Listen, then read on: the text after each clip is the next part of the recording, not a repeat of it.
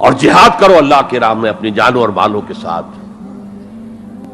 تؤمنون باللہ ورسولہ وتجاہدون فی سبیل اللہ باموالکم وانفسکم ذالکم خیر لکم ان کنتم تعلمون. یہی تمہارے حق میں بہتر ہے اگر تم سمجھو. اگرچہ بظاہر تو گھاٹے کا سودا ہے دنیاوی اعتبار سے. اللہ کی راہ میں جہاد کرنا جان کا اندیشہ ہے. قتال کے لیے نکلنا جان کا، جو اگر بچ کے آ گئے تو ایک نئی زندگی سمجھیے، ورنہ انسان میدان جنگ میں جاتا ہے تو جان ہتھیلی پر رکھ کر جاتا ہے. مال مانگا جا رہا ہے اللہ کی راہ میں، مال دے کر دنیا میں تو بہرحال دولت کی کمی کا احساس ہوتا ہے نا. اگرچہ تمہیں گھاٹے کا سودا نظر آتا ہے، حقیقت میں یہی نفع کا سودا ہے اگر تمہارے پاس علم حقیقی ہے. اب ان دو مقامات سے جو نتیجہ میں نے نکالا، there can be no ایمان without jihad فی سبیل اللہ. There can be no salvation on the day of judgment without jihad فی سبیل اللہ. کس قدر اہم ہے جہاد فی سبیل اللہ کو اب سمجھنا، اس کے تقاضوں کو جاننا، اس کی شرائط کا فہم حاصل کرنا. اس ضمن میں جو دنیا میں آج غلط فہمیاں پھیلی ہوئی ہیں اور زبردستی پھیلائی بھی جا رہی ہیں جان بوجھ کر، اس کا اصل سبب ہم خود ہیں. ہماری بہت بڑی غلطی ہوئی کہ ہم نے جہاد اور قتال کو ہم مانی قرار دے دیا. یہ بھی جوڑا وہی ہے، عام اور خاص، لیکن جہاد اور قتال یہ ہم مانی نہیں ہے، سینونیمس نہیں ہے. اسی لیے میں نے سورہ صف کی آیت نمبر 4 بھی آپ کو سنائی.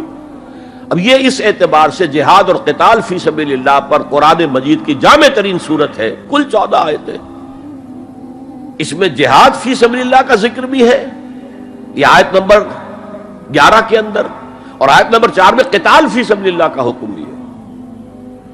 ان اللہ یحب الذین یقاتلون فی صفا صفا کانہم بنیان مرصوص.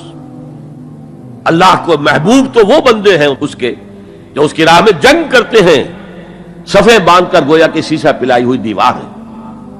قتال فی سبیل اللہ، جہاد فی سبیل اللہ، دو اصطلاحات ہیں، ان کا مفہوم بالکل ایک تو نہیں ہو سکتا. ہمارے ہاں ان دونوں کو مترادف قرار دے دیا. اس کے نتائج کیا نکلے؟ قتال ہر وقت تو ہوتا ہی نہیں، لہذا جہاد ثانوی شے ہو گیا، اس کی اہمیت ہی نہیں رہی. وہ جو بیک برنر کی جگہ ہوتی ہے وہاں رکھ دیا گیا. بعض لوگوں نے ایک اور غلطی کی اس کے برعکس، جہاد کی اہمیت کے پیش نظر انہوں نے اسے ارکان اسلام میں داخل کر دیا. یہ بہت بڑی جسارت ہے، اس لیے کہ متفق علیہ حدیث حضرت عبداللہ ابن عمر سے میں سنا چکا ہوں 5 ارکان اسلام کے، اور حدیث جبرائیل میں اسلام کی ڈیفینیشن وہی 5 چیزیں. 6ٹھی چیز داخل کرنے کا کسی کو حق نہیں. ارکان اسلام میں جہاد فی سبیل اللہ شامل ہے، ارکان ایمان میں شامل ہے. There can be no ایمان without جہاد فی سبیل اللہ، and there can be no salvation. نجات کا کوئی امکان نہیں ہے اگر جہاد فی سبیل اللہ نہیں. ہم نے مترادف بنا کر ایک طرف تو سیکنڈری حیثیت دے دی اس کو، اور اس سے ستم بالائے ستم مسلمان جنگ کرے وہ جہاد فی سبیل اللہ ہے. مسلمان بادشاہ ہے، زانی ہے، شرابی ہے، بدماش ہے، عیاش ہے، اور وہ صرف کسی اپنے پڑوسی غیر مسلم ملک پر حملہ کر رہا ہے تاکہ اس کی ریونیوز بڑھ جائیں، اس کی آمدنی بڑھ جائے، اس کی عیاشیوں کا میں اضافہ ہو جائے، وہ اور زیادہ بڑے محل بنائے، تو اس کی جنگ جہاد فی سبیل اللہ ہوگی. ہم نے بدنام کیا جہاد فی سبیل اللہ. اب غیر مسلم تو یہ سب کچھ دیکھتے ہیں، جہاد کسے کہتے ہیں؟ اسی کے اعتبار سے پھر مفہوم ان کے سامنے آتا. یہ مغالطہ ہم نے ڈالا، اس کے نتائج آج ہم بھگت رہے ہیں. اب سمجھیے مثبت طور پر جہاد فی سبیل اللہ ہے کیا، اس کے مراحل کیا ہیں. ایک 9 سٹوریڈ بلڈنگ کا آپ تصور کریں گے جس کی 9ویں منزل پر جا کر قتال آئے گا، اس سے پہلے نہیں. لیکن اس سے بھی پہلے لفظی معنی کیا ہے جہاد کے؟ جہاد کا لفظ بنا جوہد سے، جوہد کے معنی کوشش، جد و جہد. اردو میں عام بولتے ہیں، اور آج کے عنوان میں بھی جد و جہد ہی کا لفظ استعمال ہوا ہے. لیکن جیسا کہ میں نے کہا تھا، مختلف ابواب میں آنے سے معنی بدلتے ہیں. جہاد یا مجاہدہ، جہد یک طرفہ ہے، کوشش، کسی کام کے لیے آپ کوشش کر رہے ہیں، to exert yourself for something, for some objective. لیکن جہاد یا مجاہدہ بنے گا جبکہ دو افراد ایک دوسرے کے مقابلے میں آ کر کوشش کر رہے ہیں، رسا کشی ہو رہی ہے. لہذا کوشش اور کشاکش، اس میں جو فرق ہے، رسا کشی، ایک ٹیم ادھر ہے ایک ادھر ہے، وہ رسے کو ادھر کھینچ رہی ہے وہ ادھر کھینچ رہی ہے، تو یہ دو طرفہ عمل ہے، جہاد یا مجاہدہ. اسی طریقے سے قتل اور مقاتلہ یا قتال، کوئی شخص جا رہا تھا، آپ نے شوٹ کر لیا، یہ قتل ہے، یک طرفہ عمل ہے. دو فوجیں آمنے سامنے ہیں، یہ ان کو قتل کرنا چاہتے ہیں، وہ ان کو قتل کرنا چاہتے ہیں، یہ قتال ہے، یہ جنگ ہے. یا مقاتلہ ہے، دونوں مصدر ہیں یہ، جہد، کوشش. اچھا انگریزی میں آپ کیا کہیں گے؟ To strive for something, کسی چیز کے لیے کوشش کرنا. اور جہاد کیا ہوگا؟ To struggle against something, وہ اگینسٹ ہوگا، اسٹرگل، محنت. اس فرق کو ذہن میں رکھیے، جہد کوشش، ٹو اسٹرائیو کوشش کرنا، جہاد کشاکش، کھینچ تان.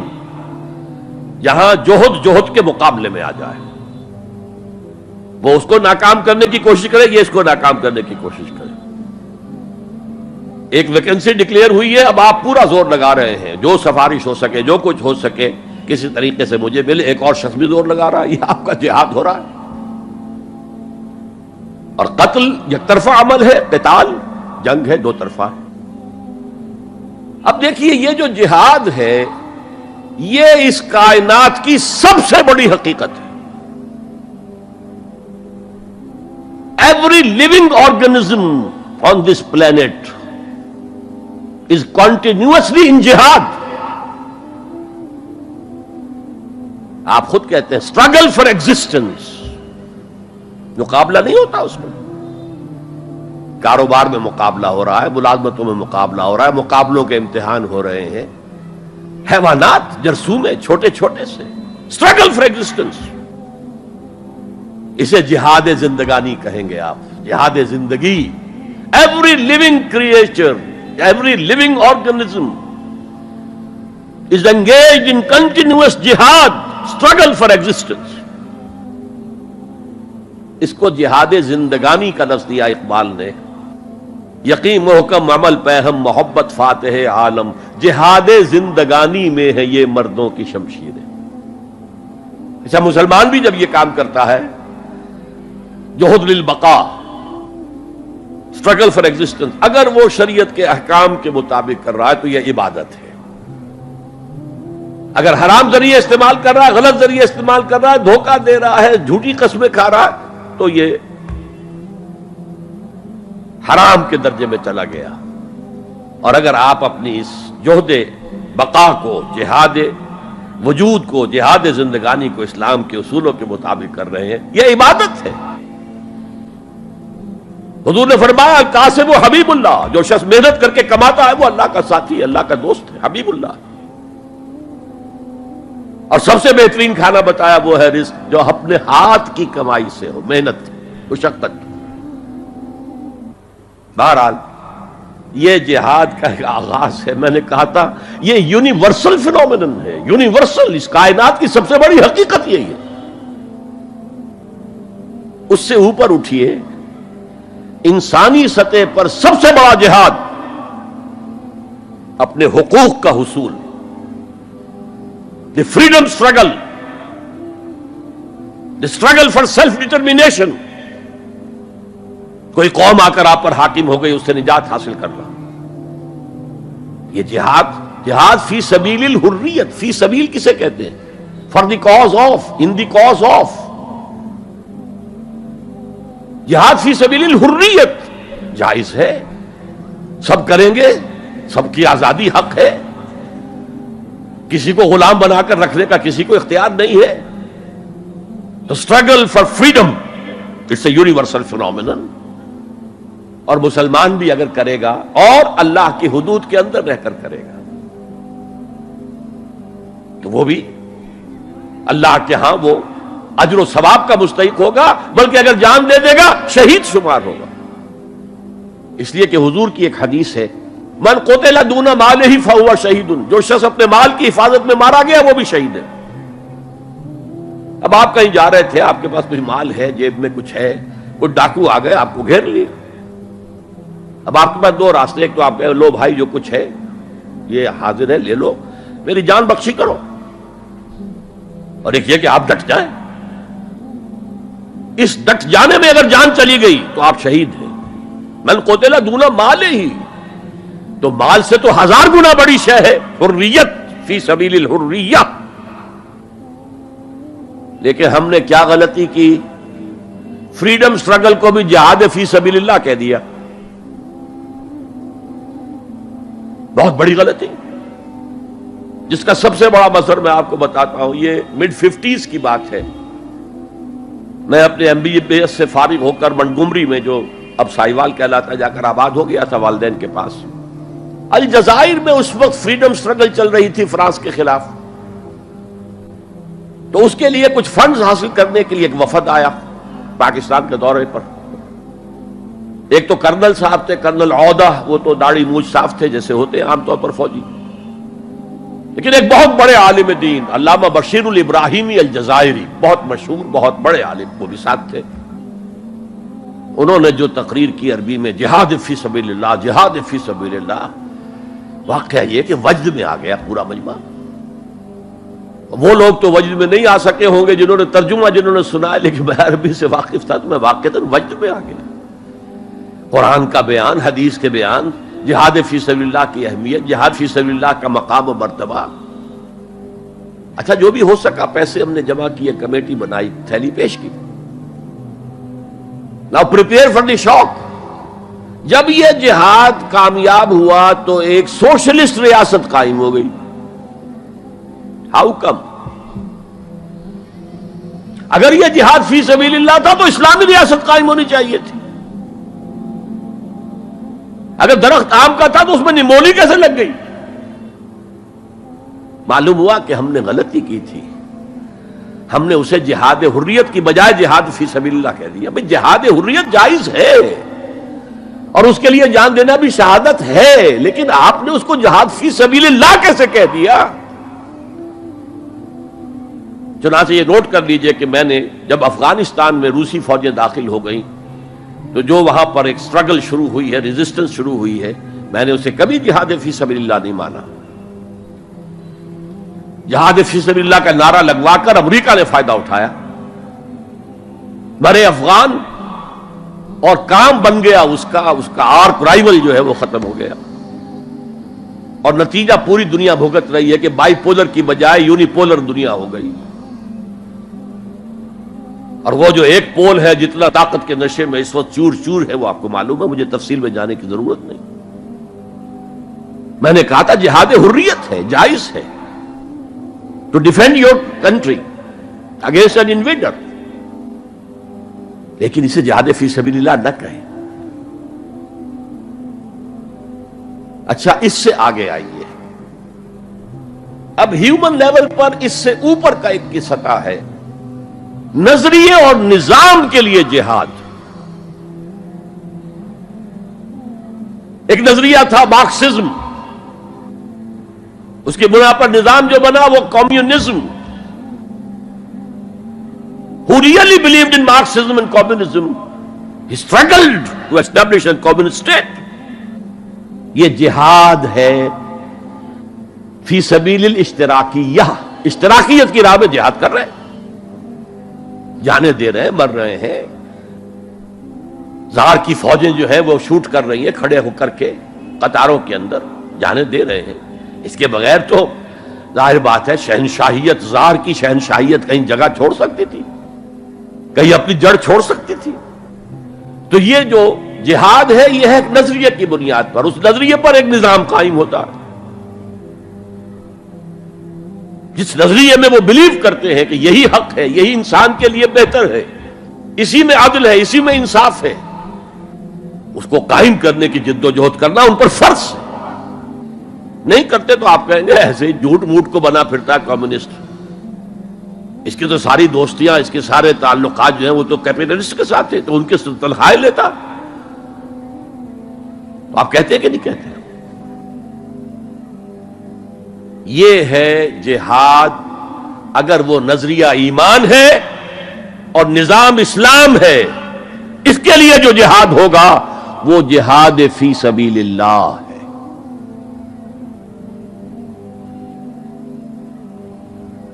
کسی اور مقصد کے لیے یہ جہاد کو آپ جہاد فی سبیل اللہ نہیں کہہ سکتے. آپ ڈیموکریسی کے قیام کے لیے کسی بادشاہت کو ختم کر کے ڈیموکریسی کا نظام قائم کرنا چاہتے ہیں، جہاد ہے. جہاد فی سبیل الدیمقراطیہ،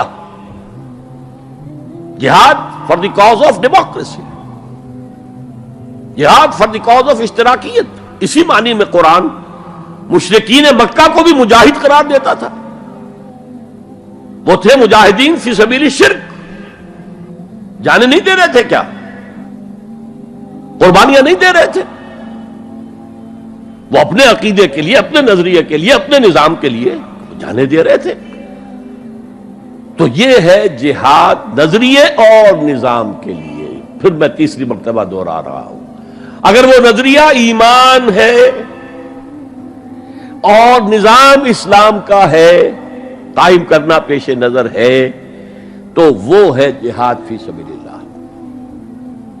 اب اس کے 3 لیولز ہیں، اور ہر لیول پر 3 سب لیولز ہیں. سب سے پہلا جہاد فی سبیل اللہ کا مرحلہ ہے کہ ایمان دل میں آ گیا تو ایک کشاکش اندر شروع ہو جائے گی. میں اگر فرائیڈ کی اصطلاح استعمال کروں تو ایگو اور اڈ یا لبیڈو میں تصادم ہوگا. آپ کے نفس کی خواہش کچھ اور ہے، ایمان کہتا ہے غلط. کشاکش ہوگی کہ نہیں؟ یہ اندرونی جہاد ہے اپنے نفس کے خلاف. جیسے فرعون نے کہا تھا الیس لی ملک مصر وہذہ الانہار تجری من تحتی، کیا میں بادشاہ نہیں ہوں مصر کا؟ مصر کی حکومت میری نہیں ہے؟ اور کیا یہ ساری نہریں جو ہے میرے نظام کے تحت نہیں چل رہی؟ اسی طرح برا نہ مانیے، ہمارا نفس کہتا ہے یہ جسم میرا ہے، میری ملکیت ہے، اٹس مائی ڈومین، میری خواہش پوری کرنی ہوگی. جیسے اس نے کہا میں نہیں جانتا کوئی خدا ہے میرے سوا اور میرے اوپر، میں نہیں مانتا. نفس بھی کہتا میں نہیں ماننے کو تیار، کیا حلال ہے کیا حرام ہے، کیا جائز ہے کیا ناجائز، میری خواہش پوری کرو.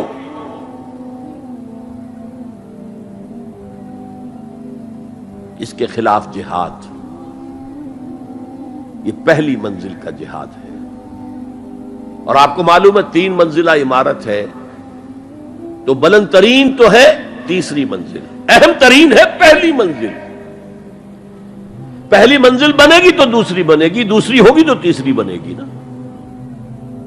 پہلی منزل یہ ہے اور اہم ترین یہ ہے.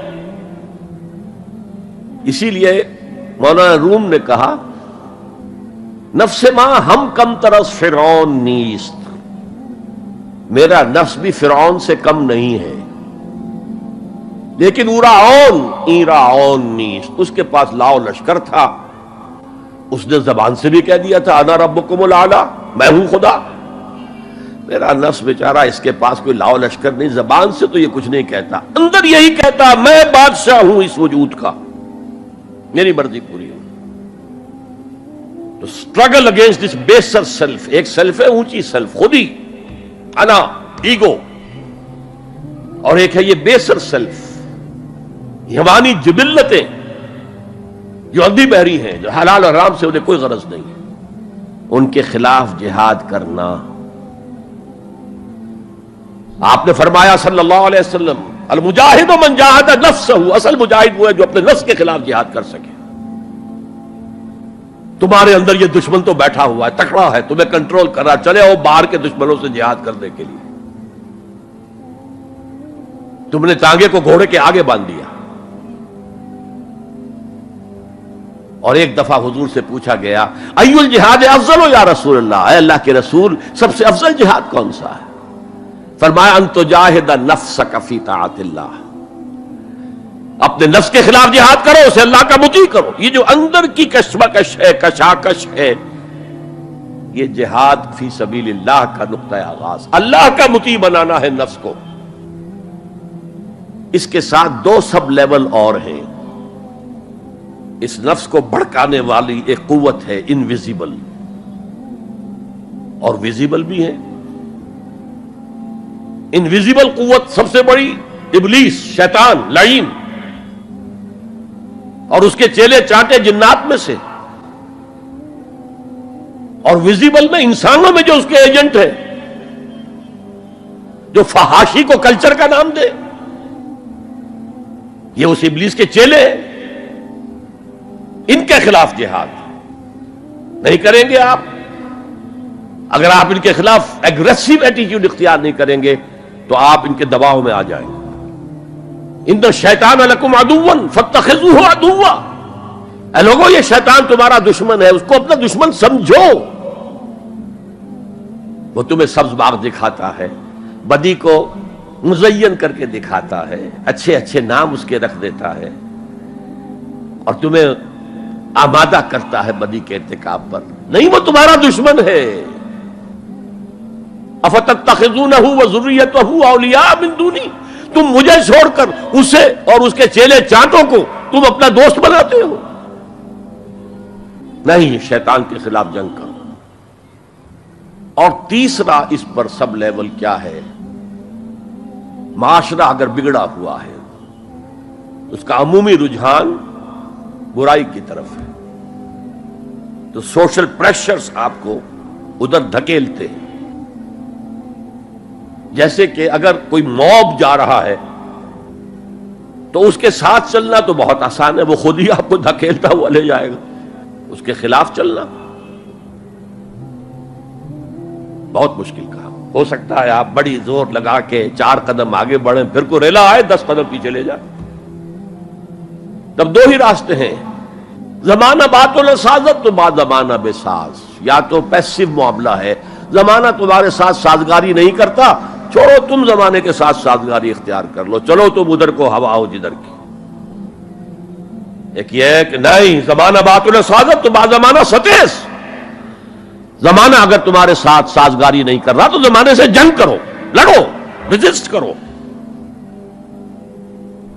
تو 3 جہاد ہو گئے فرسٹ لیول کے. 3 سب لیولز: نفس امارہ، اڈ، لیبیڈو، نفس حیوانی کے خلاف جہاد، اس کو بھڑکانے والے، وسوسہ اندازی کرنے والے، اس میں پھونکے مارنے والے، شیطان اور اس کی ذریت مانوی اور ذریت نسلی، جنات اور انسانوں میں جو اس کے ایجنٹ ہیں، ان کے خلاف جہاد. معاشرے کے خلاف ایک سٹرگل. اب یہ 3 جہاد آپ نے کر لیے، اللہ توفیق دے ہم میں سے ہر ایک کو. تو اب یہ جہاد آپ کے جسم سے باہر نکلے گا، خارج میں آئے گا. دوسری منزل ہے نظریاتی تصادم. اگر آپ نے ایمان کا نظریہ اختیار کیا ہے تو الحاد کا نظریہ رکھنے والے بھی موجود ہیں.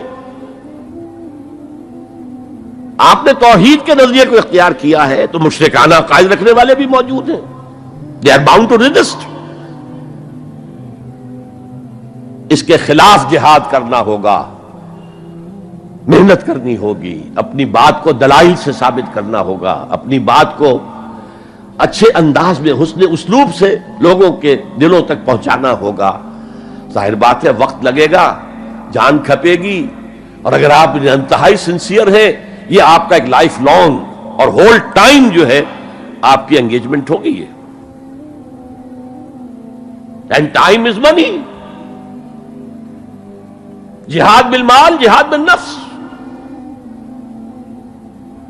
یہ ہے دعوت و تبلیغ کہہ لیں اسے، اپنے نظریات کو پھیلانا کہہ لیں. آخر مارکسسٹ نے اپنے نظریات کو پھیلایا پہلے پیور فلسفی کی سطح پر، ٹاپ انٹلیکچوئلز کو دنیا کے انہیں پوزیس کیا.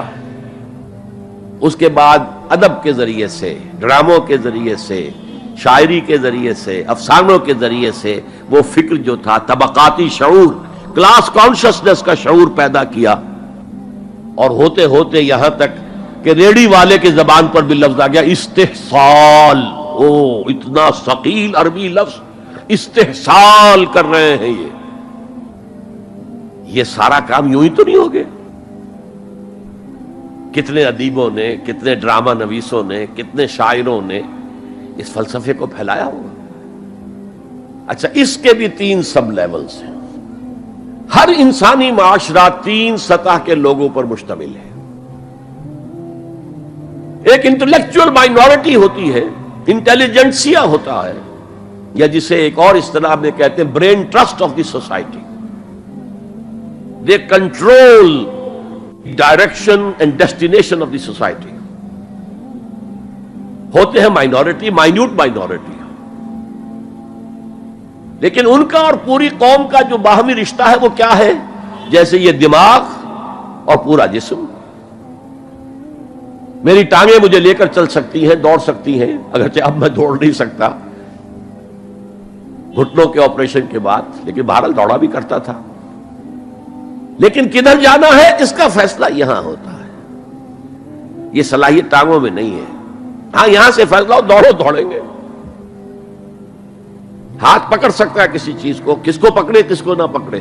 ہو سکتا ہے کہ آپ نے ہاتھ بڑھا بھی دیا ہو، کسی کو لکڑی سوکھی سمجھ کر آپ جو ہے جنگل کے اندر سے ایندھن جمع کر رہے ہیں، اچانک آنکھ نے دیکھا وہ تو حرکت کر رہی ہے، فوراً اطلاع گئی، ارے یہ تو سانپ معلوم ہوتا ہے، یہاں سے حکم آیا ہاتھ کھینچ لو، فوراً کھینچ لیا.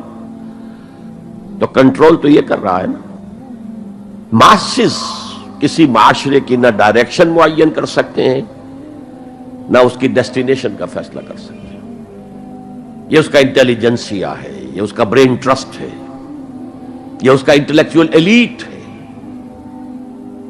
لہذا اس نظریاتی تصادم میں بھی پرائرٹی نمبر 1 وہ طبقہ ہے. اگر وہ آپ کے نظریات کے قائل نہیں ہوں گے، حامل نہیں ہوں گے، there can be no collective change in this society. افراد کچھ مل جائیں گے آپ کو، افراد کے اندر ہوتے ہیں جو قبول کر لیتے بس، لیکن معاشرہ ان کے کنٹرول میں.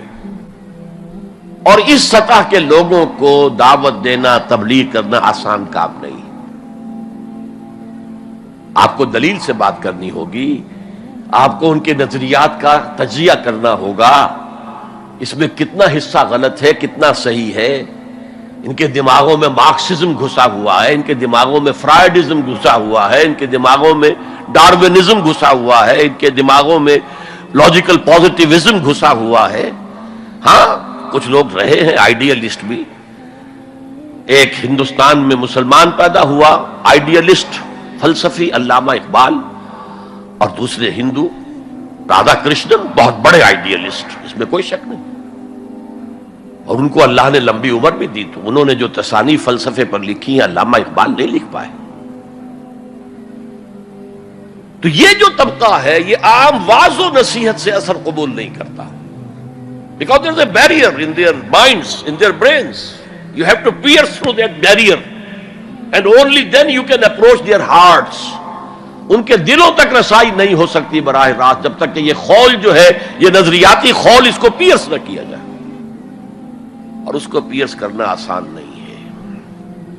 کچھ ذہین نوجوان، فطین نوجوان، اعلیٰ صلاحیتوں والے نوجوان اپنی پوری زندگی اسی کام کے لیے وقف کریں کہ ایک طرف ان جدید علوم و نظریات کو گہرائی میں اتر کر پڑھنا ہے اور سمجھنا ہے. جب تک آپ ان نظریات کو جانیں گے نہیں، نفی کیسے کریں گے؟ آپ کیسے تجزیہ کریں گے کہ اس میں یہ حصہ صحیح ہے، یہ حصہ غلط ہے؟ اور دوسری طرف قرآن کی گہرائی میں غوطہ زنی کرنی ہے تاکہ ہدایت جو اللہ کی آئی ہوئی ہے اس کو آپ اچھی طرح سمجھیں، اور پھر اس نور کی روشنی میں پھر آپ لوگوں کو ان چیزوں کے خلاف متنبہ کریں کہ اس میں یہ غلطی ہے، اس میں یہ غلطی ہے. اکنامکس کی یہ تھیوری غلط ہے، باطل ثابت ہو چکی ہے. ڈارونزم جو ہے وہ بایولوجی کے میدان میں شکست دیا جا چکا ہے. لیکن یہ کہ یہ تو کام کرنا جو ہے it's a life long affair. اب ظاہر بات ہے آپ کے علم میں شاید ہو کہ جب مارکس کتاب لکھ رہا تھا داس کیپیٹال تو اسے فاقے آ رہے تھے. اسے کچھ سپورٹ کرتا تھا اینجلز، لیکن یہ کہ کچھ عرصہ ایسے بھی ہوا ہے کہ وہ بھی سپورٹ نہیں کر سکتا. لیکن پھر اس کی کتاب نے دنیا کو پوزیس کیا ہے. اس کے فلسفے نے لوگوں کو اپنی گرفت میں لیا ہے. تبھی تو پھر انقلاب برپا ہوا. اسی طریقے سے جب تک کہ کچھ نوجوان اسے اپنا پوری زندگی کا کیریئر نہیں بنائیں گے، اس کا کوئی امکان نہیں ہے کہ اس طبقے میں آپ کوئی ڈینٹ بھی ڈال سکے. اور اگر یہ نہیں ہوگا تو society as a whole, the state as a whole will never accept any change. اس سے نیچے آئیے عوام الناس، ان کے دماغ کلین سلیٹ کی طرح ہے. اس میں نہ کوئی خناس ڈارونزم کا بھرا ہوا ہے، نہ فرائیڈزم کا ہے، نہ مارکسزم کا ہے، کچھ بھی نہیں، کلین سلیٹ ہے. اس کو واعظ و نصیحت کے ذریعے سے ایسی بات جو از دل خیزت بر دل ریزت، دل سے اٹھے دل پہ اتر جائے، سادہ ترین زبان میں بھی بات کرو وہ قبول کریں گے. بس صرف اس کی ایک شرط ہے، آپ کا عمل بھی گواہی دے رہا ہو کہ آپ واقعی جو کہہ رہے ہیں اس پر خود بھی عمل پیرا ہے. یہ اگر پہلی منزل آپ سر کر آئے ہیں تب تو ٹھیک ہے. اگر پہلی منزل آپ نے سر نہیں کی اور آپ شروع ہو گئے مبلغ کی حیثیت سے، تو ایسا مبلغ جو ہے وہ اسلام کو بدنام کرے گا. وَمَنْ أَحْسَنُ قَوْلًا مِّمَّنْ دَعَا إِلَى اللَّهِ وَعَمِلَ صَالِحًا وَقَالَ إِنَّهُ مِنَ الْمُسْلِمِينَ. اس شخص سے بہتر بات اور کس کی ہوگی جو اللہ کی طرف بلائے اور عمل نیک کرے اور کہے کہ میں بھی مسلمانوں میں سے ہوں، میں بھی کوئی بڑا اونچا آدمی نہیں ہوں، کوئی بہت اعلیٰ تم سے برتر نہیں ہوں. کہ خاص لیول پر جب انسان دینی اعتبار سے پہنچ جاتا ہے تو اب سب سے بڑا فتنہ جو لاحق اسے ہو سکتا ہے وہ تکبر کا ہے، دوسروں کو بنظر استحقار دیکھنا.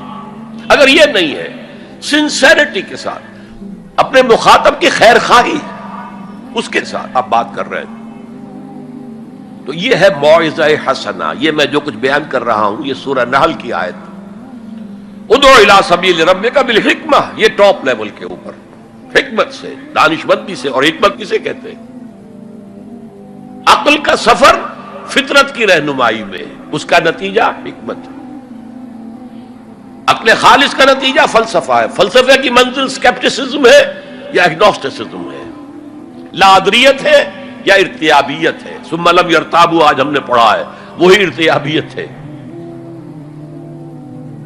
تھرڈ لیول ہے کہ ہر معاشرے کے اندر کچھ جنہیں ہم سمجھیں گے کہ گمراہ کن طبقات ہیں، گمراہ کرنے والے، ان کی تبلیغی سول سروس موجود ہوتی ہے، انہیں تنخواہیں ملتی ہیں اسی کی کہ وہ آپ کے نظریے کی نفی کریں اور اپنا نظریہ، اپنا عقیدہ پھیلائیں. یہ لوگ ادھار کھائے بیٹھے ہوتے ہیں، یہ سمجھنے کے موڈ میں کبھی نہیں ہوتے. ان کا تو انداز مناظرانہ ہوتا ہے، بس سمجھنا سمجھانا پیش نظر نہیں ہوتا. You have to meet them in their own elements. اگر نہیں کریں گے تو عوام الناس پر بہت برا اثر ہوگا. عوام الناس جو ہے وہ تو پھر زیر اثر آ جائیں گے ان کے. جیسے کہ پادری فینڈر آیا تھا انڈیا میں ابھی جب کہ ایسٹ انڈیا کمپنی کی حکومت شروع ہوئی تھی. کلکتے ہی سے انگریز شروع ہوئے تھے، کلکتے ہی سے مشنری ورک شروع ہوا تھا، وہیں پہلا پریس لگا تھا، وہیں اردو کی بائبل چھپی تھی. اور اس نے تمام مسلمان علماء سے مناظرے کیے، بنگال کے، بہار کے، یو پی کے، سب کو ہراتا ہوا، شکست دیتا ہوا دلی پہنچ گیا. اور دلی کی جامع مسجد کی سیڑھیوں پر کھڑے ہو کر اس نے اعلان کیا، اے مسلمانوں، میں وہاں سے یہاں تک آ گیا ہوں، تمہارا کوئی عالم میرا مقابلہ نہیں کر سکا. اس کی وجہ یہ کہ ہمارے علماء نہ بائبل پڑھتے تھے نہ تورات پڑھتے تھے. ان کا اصل سبجیکٹ تھا فقہ، اس لیے کہ انہیں سرکاری جو حکومت مسلمانوں کی تھی اس کے اندر قاضی اور مفتی کے عہدے اور قاضی اور خطیب جامع مسجد کے یہ عہدے تھے. تو سول سروس کے لیے جو نصاب بنا ہوا تھا وہاں، اس میں قانون کی اہمیت تھی سب سے زیادہ، تو فقہ پڑھتے تھے، اور وہ لوگ تیار ہو کر آتے تھے پوری طرح عربی سے واقف ہے، قرآن سے واقف ہے، تو مقابلہ کیسے ہو؟ اور اگر اس وقت کوئی شخص مقابلے میں نہ آ سکتا، ایک تو عجیب بات نوٹ کیجئے کہ اس وقت اسلام اور توحید کا دفاع کرنے والا سب سے بڑا ایک ہندو تھا، راجا رام موہن رائے۔ آئینہ تثلیث اس نے کتاب لکھی ہے جس میں کہ ٹرینٹی جو عیسائیت کی بنیاد ہے اس کی نفی کی اور توحید کا اثبات کیا۔ بہرحال پادری فینڈر کے مقابلے میں کوئی اگر نہ آتا تو کیا اثر ہوتا علماء پر؟ ویسے ہمیں انگریزوں نے فتح کر لیا، ہمارے مذہب کو عیسائیوں نے فتح کر لیا، لیکن اللہ کا فضل ہوا، کرم ہوا۔ ضلع مظفر نگر کا ایک قصبہ کیرانہ ہے، مولانا رحمت اللہ کیرانوی رحمت اللہ علیہ، وہ میدان میں آئے، انہوں نے شکست فاش دی فینڈر کو، بھاگ گیا ہندوستان سے۔ تو یہ جدال اس کو قرآن کہتا ہے، مناظرہ نہیں، عام لفظ استعمال ہوتا ہے مناظرہ، قرآن کہتا ہے مجادلہ، لیکن اس کے لیے بھی کیا کہتا ہے؟ جدال بھی کرو تو خوبصورت طریقے سے، گالت گلوچ نہ کرو، لوگوں کی توہین نہ کرو، ان کے جھوٹے معبود ہیں تو انہیں گالیاں مت دو، شریفانہ انداز میں بات کرو۔ یہ تین لیولز دعوت کی۔ ظاہر بات ہے کہ اس طرح کے مناظرے کے لیے بھی اسپیشل ٹریننگ کی ضرورت ہوتی ہے۔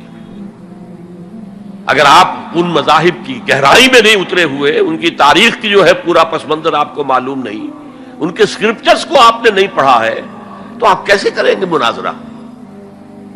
تو یہ تین سب لیولز ہیں دعوت و تبلیغ کے، جہاد کے، جس میں جان بھی لگتی ہے، مال بھی لگتا ہے۔ ایک ادعو الی سبیل ربک بالحکمہ for the elite, intellectual elite, والموعظۃ الحسنہ فار دی کامن ماسز، وجادلہم باللتی احسن، اور جدال اور مجادلہ کرو ان کے ساتھ، لیکن بہت عمدہ طریقے سے، خوش اسلوبی سے، اس میں تہذیب ہونی چاہیے، شائستگی ہونی چاہیے۔ اگر وہ کہیں اس سے نیچے گر رہے تو مت گرنا۔ 2 لیولز اور 6 سب لیول ہو گئے۔ اب آئیے، اس کا چوٹی کا جہاد ہے نظام کو بدلنا۔ مارکسزم کو مانا ہے تو فرض ہے کہ کمیونزم نافذ کرو، یہ سخت ترین مرحلہ ہے، اس لیے کہ ظاہر بات ہے کہ خلا تو کہیں ہے نہیں، کوئی نہ کوئی نظام تو ہے، وہ نظام اپنے آپ کو ڈیفینڈ کرتا ہے، وہ سٹیٹس کو چاہتا ہے، اس کے ساتھ جو پریویلیج کلاسز ہیں وہ چاہیں گی نظام یہی رہے، اسی کی شاخوں پر تو ہمارے آشیانے بنے ہوئے ہیں، ہمارے گھونسلے، ہمارے مفادات پر زد پڑ رہی ہے۔ Gird up your loins, resist them۔ یہ معاملہ ہے جس میں تصادم آتا ہے، نظام تصادم کے بغیر نہیں بدل سکتا۔ دعوت کے ذریعے آپ سلیم الفطرت، سلیم العقل لوگوں کو کھینچ لیں گے، لیکن لاتوں کے بھوت باتوں سے نہیں مانتے، جن کے ویسٹڈ انٹرسٹ ہے وہ نہیں چھوڑیں گے۔ ان میں سے بھی ہو سکتا ہے نکل آئے، ابو بکر صدیق انہی میں سے تھے، عثمان غنی انہی میں سے تھے، لیکن نکل آتے، لوگ نکل آتے، لیکن اکثریت ان کی وہ ٹکس جاتی ہے۔ Gird up your loins، اپنے مفادات کا تحفظ کرو، بچاؤ اپنے مفادات کو۔ تو تصادم بیکمز انیویٹیبل، انیویٹیبل، انیویٹیبل۔ اس تصادم کی بھی 3 سٹیجز ہیں، وہی میں نے کہا تھا نا، 3 سب سٹیجز ہر سٹیج پر۔ پہلی یہ ہے جسے پیسو ریزسٹنس کہا جائے گا۔ ظاہر بات ہے کہ کانفلکٹ تو انقلابی لوگوں نے پیدا کیا ہے نا، معاشرہ تو بس رہا تھا، غلام اپنے قسمت پر شاکر و صابر تھے، غربا کہتے تھے ہماری تقدیر ہی یہ ہے، ٹھیک ہے۔ اسی لیے تو مارکس نے کہا کہ یہ اوپیم آف دی ماسز ہے مذہب۔ اس نے کانفلکٹ کس نے پیدا کیا؟ جس نے کہا یہ غلط ہے، یہ نظام صحیح نہیں ہے، یہ ریپریسو ہے، یہ ایکسپلائٹیٹو ہے، یہ ڈسکریمنیٹو ہے، اس میں تقسیم دولت کا نظام غلط ہے. ایک طرف ارتکاز دولت ہے، دوسری طرف احتیاج ہے، بھوک ہے، مفلسی ہے، قلاشی ہے. جو یہ کہتے ہیں تو گویا کہ ایک تالاب پرسکون تھا، اس نے پتھر تو آپ نے مارا نا. اب جو لہریں اٹھیں گی تو be prepared to face the music. چنانچہ اور مارو ان کو قتل کرو، ان کو جیلوں میں ٹھونس دو، ان کو یہ کرو، ان کو وہ کرو. اس سارے معاملے میں پہلی سٹیج ہوگی اس نظریاتی اور نظام کے تصادم میں ٹیک آل پرسیکیوشن وداؤٹ اینی ریٹیلیشن. اگر آپ وائلنٹ ہو گئے فرام دی ویری بگننگ تو جو پاور اس وقت ہے موجود، جو نظام ہے اس کو ریپرزینٹ کرنے والی جو حکومت موجود ہے، وہ آپ کو کرش کر کے رکھ دے گی. You have to buy time. اور اس کے لیے کیا ہے؟ وہ تمہیں مارے تم جواب نہ دو، وہ گالی دے تم انہیں دعائیں دو، وہ پتھر مارے تم پھول پیش کرو. ادفع باللتی ہی احسن، بہترین انداز میں دفاع کرو. اسے کہتے ہیں پیسو ریزسٹنس. حضور کی سیرت میں پورے 12 برس یہ حکم تھا. This was the order of the day. No retaliation whatsoever, no raising of hands even in self ڈیفense.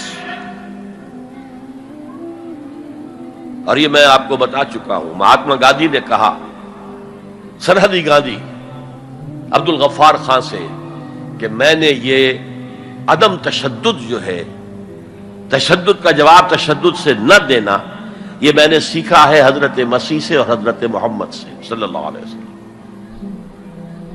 حضرت مسیح کی زندگی پہلی سٹیج ہی پر تک رہی، آگے کی وہ مہم چلی ہی نہیں، اس لیے کہ آپ کو ریسپانس ملا ہی نہیں. کہتے ہیں کل 72 آدمی ایمان لائے تھے ان پر، اور ان میں سے بھی 12 تھے جو ان کے مخلص ساتھی تھے، حواریین تھے، ہر وقت ساتھ رہتے تھے. اور ان میں سے بھی ایک وہ تھا جس نے غداری کر کے گرفتار کرایا ہے، ان کی اپنی روایت کے مطابق. اس کو چھوڑیے، تفصیل میں نہیں جانے کی ضرورت نہیں. تو بہرحال اس سے اگلی سٹیج کیسے آتی ہے؟ دعوت وہ دیتے رہے، دعوت دیتے رہے، وعظ کہتے رہے، یہ سب کچھ کرتے رہے. سیکنڈ سٹیج تک رہے، تھرڈ سٹیج تک تو جب تک کہ قوت حاصل نہ ہو you can't proceed. If there is no response you can't go forward.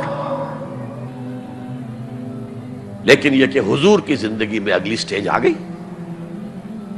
ساتھی آئے، انہیں مارے کھانی پڑی، دہکتے ہوئے انگاروں پہ لٹایا گیا، جانوروں کی لاشوں کی طرح ان کی گردن کے اندر رسیاں باندھ کر انہیں گھسیٹا گیا گلیوں کے اندر. سب کچھ ہوا ہے، برداشت کیا. انہیں قتل بھی کیا گیا. حضرت سمیہ، حضرت یاسر پہلے مقتولین ہیں، میاں بیوی رضی اللہ تعالی عنہما. سب کچھ ہوا ہے، برداشت کرو، اسبرو، صبر کرو. اس کا ایک بہت بڑا نتیجہ نکلتا ہے. اس معاشرے میں جو سائلنٹ میجورٹی ہوتی ہے، وہ سائلنٹ میجورٹی سائلنٹ تو ہوتی ہے، ڈمب تو ہے، ڈیف نہیں ہے، بلائنڈ نہیں ہے. وہ بلال کی چیخیں تو سن رہی ہے نا، وہ دیکھ رہی ہے کس طرح دہکتے ہوئے انگاروں پر خباب بن الارت کو لٹایا گیا. یہ جو سائلنٹ میجورٹی ہوتی ہے اب یہ سوچتی ہے یہ ان کے اوپر کیوں یہ تشدد آ رہا ہے. کیا بلال نے آقا کی کوئی چوری کر لی تھی؟ کہیں خدا نہ خواستہ خاکم و دہن آقا کی بیٹی کی عزت پر ہاتھ ڈال دیا؟ کیا کیا تھا جو یہ آقا جو ہے امیہ ابن خلف یہ کچھ کر رہا ہے اس کے ساتھ؟ اس کے بعد جب انہیں معلوم ہوتا ہے کوئی جرم نہیں ہے، صرف یہ کہتا اللہ ایک ہے، میں اور اس کے ساتھ کسی کو شریک کرنے کو تیار نہیں، اور محمد اللہ کے رسول ہے، بس جرم ہے تو یہ ہے. اب اس کا کیا اثر پڑتا ہوگا اس سائلنٹ میجورٹی پہ، اس کا آپ اندازہ کر لیجیے. ان کی ہمدردیاں اندر ہی اندر ان کے ساتھ ہو رہی ہیں. اگرچہ وہ گئے ہیں اپنے لیڈروں کے دباؤ کی وجہ سے غزوہ بدر میں، مفتوح تو پہلے سے ہو چکے تھے. جو دلوں کو فتح کر لے وہی فاتح زمانہ. بہرحال first stage is passive resistance, صبر محض. سیکنڈ جب ذرا محسوس ہو ہمارے پاس طاقت ہے، we can risk a direct confrontation with the system. تو اس نظام کو کہیں سے چھیڑا جائے دکھتی رگ کو. دیکھیے گاندھی جی کی موومنٹ میں عرض کر چکا ہوں، پہلے کیا تھا؟ Non violent, naan cooperation. کوئی جرم تو نہیں ہے، ہم نہیں پہنتے تمہارے کپڑے، کیا کوئی قانون ہے یہ؟ لیکن سیکنڈ سٹیج کیا آئی؟ یہ چھیڑنا تھا اس کو. نان وائلنٹ سول ڈس اوبیڈینس. ہم پرماتما کے سمندر سے پرماتما کا بنایا ہوا نمک لینے جا رہے ہیں، ہم نے تو کسی کو کچھ نہیں کہا. But it amounted to challenging the taxation policy of British India. اب لاٹھیاں پڑی ہیں، جیلوں میں ٹھوسے گئے ہیں، سب کچھ ہوا، برداشت کیا ہے، کھڑے رہے ہیں، مضبوط رہے. تو یہ سٹیج آتی ہے جب یہ سمجھا جائے کہ ہاں اب طاقت ہے ہمارے پاس.